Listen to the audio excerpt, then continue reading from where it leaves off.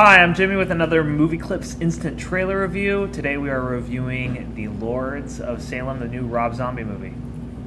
I'm Jacob. And I'm Andrew. And that's the intern. Jacob is really into the dark, macabre stuff. He has Books of the Dead. I went opening night. It was really fun. You should go. Not Scary Farm. He hasn't been, but I haven't been, but I heard that it's better than I've been to Not Scary. It scared the pants off of me.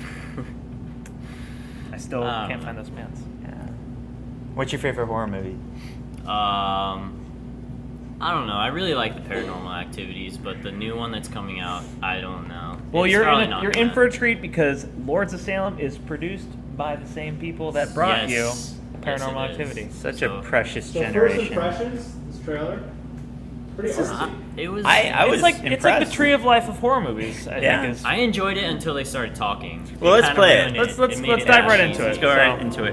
Now, you'll notice that the music is repertory. It's what's it called? Lacrimissa from Mozart. And there you go, George Milius, Trip to the Moon imagery there. That's a little Wicker Man-y, even though it's iron, Wicker Man.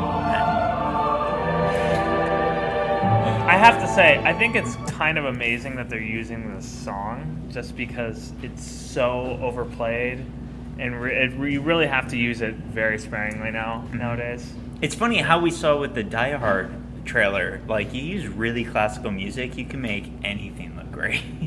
I think.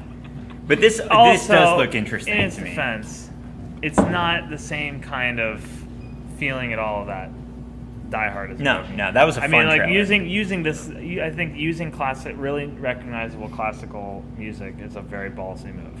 You think so? Just because it's totally everybody's heard it before in so many certain situations, and it always reminds somebody of something. Yeah. So it's very hard to pull them away from that memory and make them think about it in a new But style. the nice thing is, when you do it right, then that music becomes right. It becomes kind of like Die Hard. You hear those first notes, and that music is so old. Yeah, everybody recognizes it as the Die Hard 1 tune, or at least I do.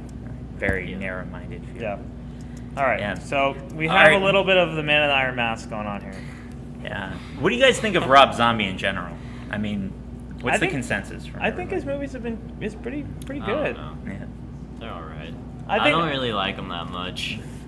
The mazes at Universal, they have mazes for his movies and stuff. They're not really all that scary. They're just kind of retarded. But I've never been to any of the mazes. Maybe this one looks a little bit scarier. I think he's a really interesting, flashy music video director, and I think his movies make for really interesting trailers. I thought the Halloween 1 and 2 was kind of terrible. I thought they were kind of shot all over the It's also idea hard to Halloween. kind of redo those. Exactly, and films. God bless him, he did try. Only when he tried, he turned Halloween into The Devil's Rejects and House of a Thousand Corpses. He didn't really turn Halloween into anything I thought unique. House of a Thousand Corpses was good. Yeah. I think The Devil's Rejects is my favorite of his, at least just because of the Freebird ending, which was a lot of fun. But this does look like his most unique, don't you think? Yeah, I know. I definitely again, dude. It's like the Tree of Life meets a horror film. And actually, he was quoted as saying that this is if Ken Russell directed The Shining, which really has me interested. Because it also looks like, if David Cronenberg directed Mary Poppins, or if Lars von Trier directed Eyes Wide Shut. There are a million comparisons. In a second. There you go. And the neon cross. The neon cross is It's great. so cool. And we see somebody in the foreground lurking, which always creepy. I don't know about the scene before it where the baby's woman's being licked? licking the baby is just kind of Yeah, it's a little weird. yeah. I mean, it's definitely you can tell that the scope of this film is larger than any of his previous efforts. Yeah, it's multiple times. Got all these different timelines and all that stuff. It seems at least. Yeah. So, but I have to assume the Salem is like the Salem witch trials. People are being burned at the stake. I think the plot is that Sheri Moon-Zombie. Rob Zombie there? No, I don't think he makes appearances. It looks very much like him back in the day. Back in like his stage performance kind of. I don't know. If that's a cameo, I'm calling it now. Yeah. Well, I think the plot deals with Sheri Moon-Zombie, who's his wife in the movie, is a DJ. She gets boxes, and one of them is a record entitled The Lords. She listens to it, and then she has hallucinations of her previous lives or something. Not exactly sure, but this is very Ken Russell. I'm getting that Ken Russell. Hallucinatory imagery is thrown throughout this entire trailer. I mean, like this wax. Yeah, that's These true. look like these wax another thing heads or something. I don't know. Same with Kubrick. Kubrick in Passive Glory put in. This feels. Speaking like, of Kubrick, it feels very Eyed Wide Shut. Yeah. With like the masks and everything, and the kind of ceremonial aspect. And you have these like this Baroque palace, but you have there's like lots of different genres and sort of styles and imagery kind of being contrasted. It's funny to me, like it stops being creepy once they start talking. I know, I agree with you. And honestly, these sets, I think the problem I'm having with it is that this set here and these palaces feel very big and almost endless. And I know that I say endless in the one shot where it's like a no, but you're right. It feels but epic. Yeah, but like these shots here feel like almost dioramas, like like you're doing a stage play, and it's just this tiny little world that doesn't. So you know, that reminds me of Black Sabbath, the movie Black Sabbath, or Black Sunday. Old Mario movie.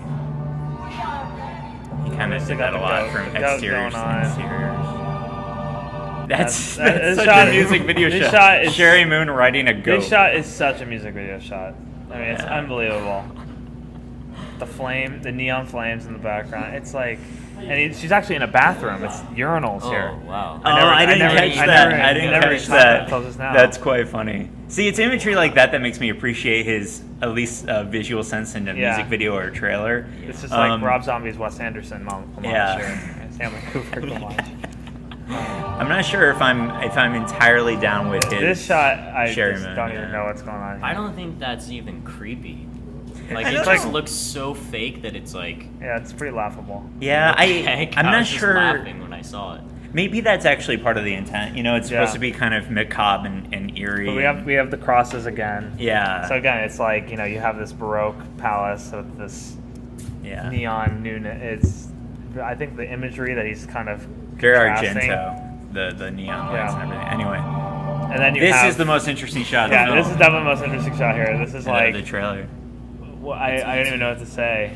The baby looks like the boogeyman from Nightmare Before Christmas. Yeah, it also looks like Chatterbox, like a midget version of Chatterbox from Hellraiser. Oh my gosh. Yeah. It's like E.T. with a different face. Speaking of E.T., here you go.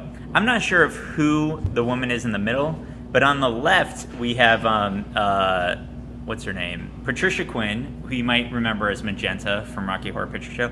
And on the right, speaking of E.T., is Dee Wallace, E.T.'s mom. Oh. Yeah. From The Howling. She was also in a few of his other movies. He kind of is continuing the tradition of bringing back his repertory company. He has Ken Foree, Bruce Davison, Dee Wallace, Sid Haig, who's big in his other movies, has a role in this as well. I think this is probably the most interesting looking movie. It's very, very interesting. So far. Yeah. It's very interesting. It seems very ambitious.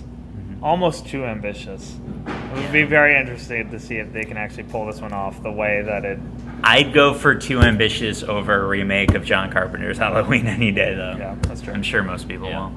But good for you, Rob. I'm definitely good, and I'm excited to see how it turns out. Me too. Definitely on my list. I'm gonna see it, but I mean, I don't know if I'll like it. It's an iffy one for me. It's from the producers of Paranormal Activity. I don't know. That's the reason why I'll see it. There you go. Cool. Well, for Movie Clips Trailers, this is Jimmy. Andrew. And I'm Jacob. Make sure you subscribe and comment below. Let us know what you think.